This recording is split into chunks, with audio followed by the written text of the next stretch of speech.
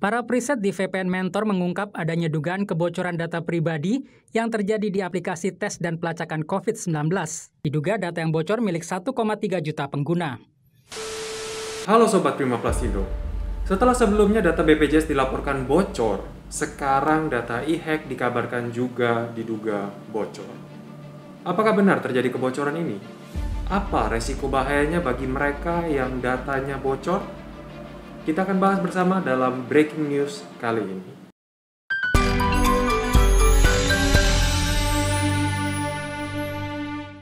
Sebelum lanjut, jangan lupa subscribe channel ini agar Anda tidak ketinggalan berita-berita terbaru seputar bisnis dan juga industri plastik. Jika Anda sudah subscribe, terima kasih untuk selalu mendukung channel ini. Belum selesai masalah kebocoran data BPJS, kini muncul dugaan kebocoran dari data e-hack atau Electronic Health Alert Card yang dikelola oleh Kementerian Kesehatan Indonesia. Apa sebenarnya aplikasi e-hack ini? E-hack ini sendiri adalah aplikasi yang berfungsi untuk melakukan verifikasi penumpang yang bepergian selama masa pandemi ini demi kepentingan testing dan tracing. Aplikasi ini wajib digunakan oleh orang dari luar negeri yang akan masuk ke dalam wilayah Indonesia untuk memastikan mereka tidak membawa masuk virus corona ke dalam Indonesia. Jika dugaan kebocoran data ini benar, maka ini berpotensi mencoreng nama Indonesia di mata dunia. Karena kebocoran datanya dapat melibatkan data-data warga negara asing yang bepergian ke wilayah Indonesia.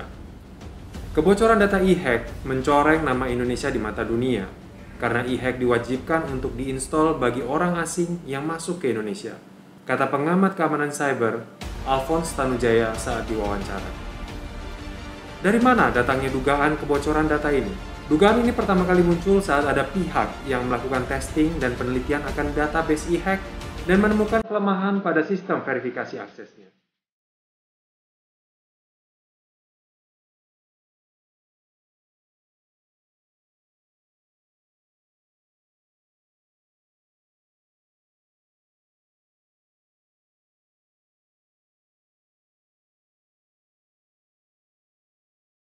Tim kami membobol data e-hack tanpa rintangan sama sekali karena tidak adanya protokol yang digunakan oleh pengembang aplikasi.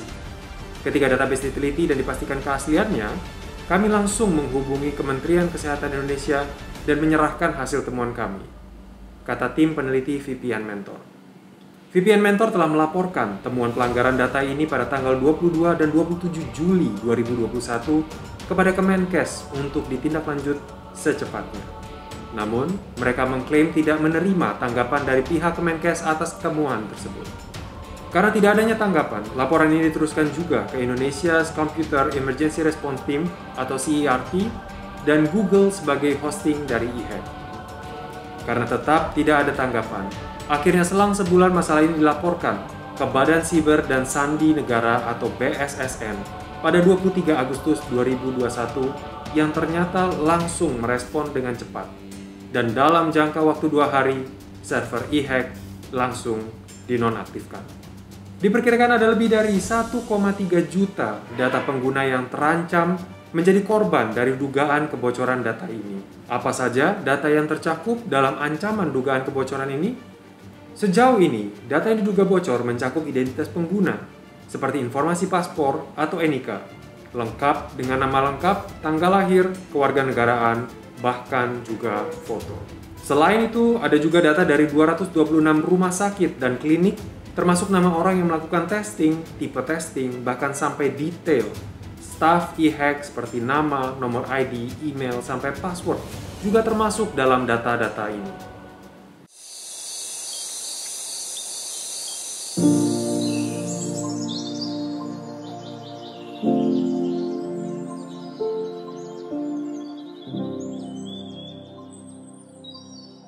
Madu asli memiliki banyak kandungan nutrisi yang sangat bermanfaat bagi kesehatan dan imunitas tubuh. Prima Plasindo bersama Madu Hutan Jambi mengadakan program hidup sehat mengajak sahabat dan rekan-rekan lainnya untuk mengkonsumsi madu lebah liar asli. Untuk mengikuti program hidup sehat ini dan cara memperoleh madu lebah liar asli, silakan cek di kontak bisnis atau Instagram Prima Plasindo. Seandainya data ditemukan oleh hacker jahat atau kriminal, lalu mengumpulkan data lebih banyak orang, efeknya bisa sangat merusak di tingkat individu dan masyarakat. tulis pihak VPN Mentor dalam laporannya. Apa efek buruk atas kebocoran data seperti ini? Jika kebocoran ini benar terjadi dan data-data sensitif ini jatuh ke tangan yang salah, maka resiko serangan dan kerugian yang dapat terjadi akan sangat tinggi. Dalam video kami sebelumnya, kami telah membahas tentang bahaya-bahaya yang menanti kalau ada kebocoran data sensitif seperti yang terjadi dalam kasus BPJS. Jika Anda ingin tahu lebih lanjut, silakan tonton video kami yang linknya kami sertakan di kolom deskripsi di bawah. Mulai dari pencurian identitas, pelacakan, penipuan langsung, hingga phishing melalui email, SMS, maupun telepon, para peretas bisa menggunakan berbagai cara untuk mengincar korban yang mereka miliki datanya. Pemilik data yang bocor akan rentan dieksploitasi, misalnya jadi korban scam atau penipuan, peretasan, hingga pemalsuan identitas, ungkap Alphonse Tanujaya. Masalah kebocoran data dan tindak pelanggaran elektronik sudah sering terjadi pada nasabah perbankan di Indonesia.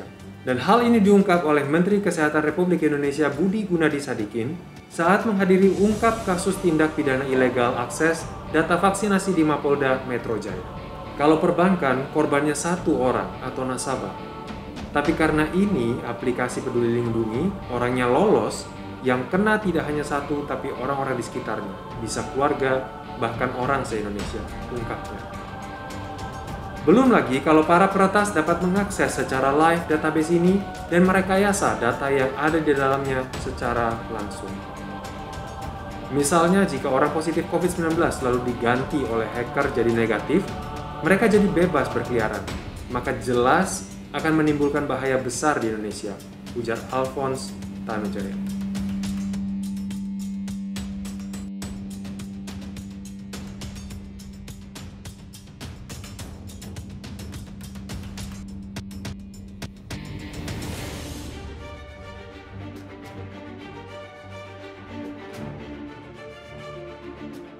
Sudah pasti akan menjadi masalah yang sangat serius bila dugaan kebocoran ini benar terjadi.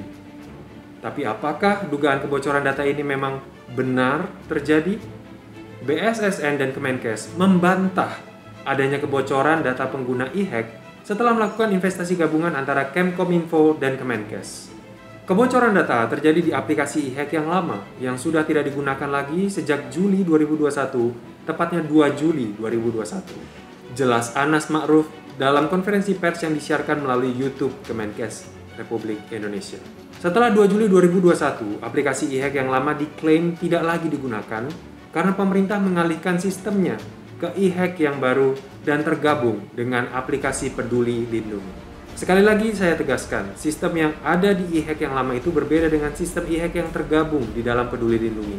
Infrastrukturnya berbeda, juga berada di tempat lain, tegas Anas Ma'ruf. Selain itu, sebagai langkah mitigasi, database e-hack yang lama telah dinonaktifkan, sehingga database dan aplikasi e-hack yang live hanya yang baru dan tergabung dengan Peduli Lindungi. Hasil investigasi dan laporan dari VPN Mentor pun atas dugaan kerentanan database e-hack yang lama juga telah digunakan sebagai masukan untuk menutup celah keamanan yang bisa jadi dimanfaatkan oleh pihak lain pada sistem e-hack baru yang terintegrasi dengan Peduli Lindungi. Dalam hal ini, insight-nya kami berikan rekomendasi pada aplikasi Peduli Lindungi yang sekarang kita gunakan bersama-sama dan termasuk fitur e-hack di dalam situ. Jadi, mari sama-sama kita gunakan itu dengan baik dan menjaga supaya tidak ada pihak yang menyalahgunakan, ungkap juru bicara BSSN Anton Setiawan dalam konferensi pers bersama Kemenkes. Bagaimana harapan ke depannya? Dari kasus dugaan kerentanan database e-hack ini, banyak yang berharap kedepannya sistem verifikasi akses data dan pelaporan celah keamanan dapat terus diperkuat dan ditingkatkan.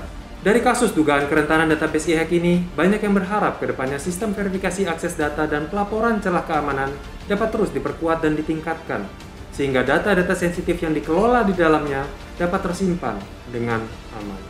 Sekian breaking news dari kami kali ini. Silahkan like dan share video ini, dan jangan lupa subscribe channel kami agar Anda tidak ketinggalan video berikutnya dari kami.